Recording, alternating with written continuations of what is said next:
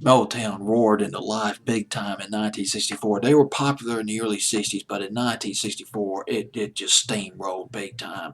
You had the Supremes coming out with three, four #1 hits in a row. The Four Tops had Baby I Need Your Lovin', which was their first really big hit in 1964. That set the stage for Sugar Pie Honey Bunch and the same old song and Bernadette and all that.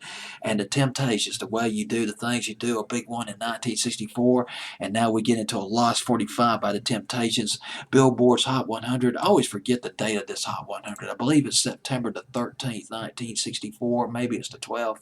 It is September the 12th, 1964. Coming in at number 65. Temptations, Girl, Why You Make Me Blue. It will eventually get up to number 26 for the Temptations. Significant thing about this record. The first A-side by the Temptations to be produced by Norman Whitfield. Norman Whitfield would rise to become a prominent Motown producer in the late 60s, particularly after Holland Dozier Holland, the songwriting production team, left Motown. Norman Whitfield would psychedelify the Temptations. He produced songs like Psychedelic Shack, Ball of Confusion. Was it Cloud Number 9? I believe was the name of the song, Cloud 9.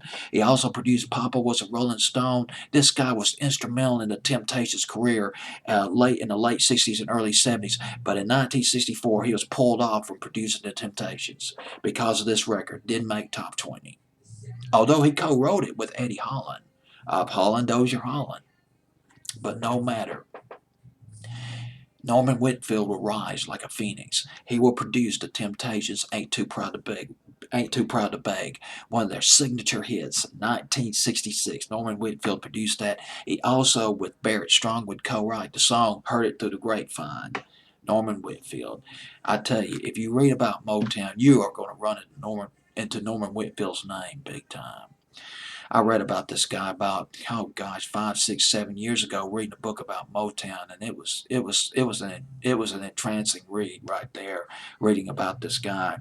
Eddie Kendricks sang lead on this record, third single in a row for Motown. I mean, for the Temptations, that was a hit record.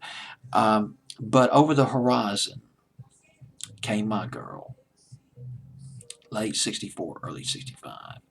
And a rise of another lead singer, David Ruffin. David Ruffin had been singing background. He did some live singing. Well, he did some lead singing, but it was on stage.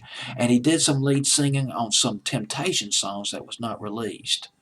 But with Smokey Robinson writing and producing My Girl, David Ruffin stepped to the front. And he got real big. Eddie Kendricks and David Ruffin, lead singers of the Temptations.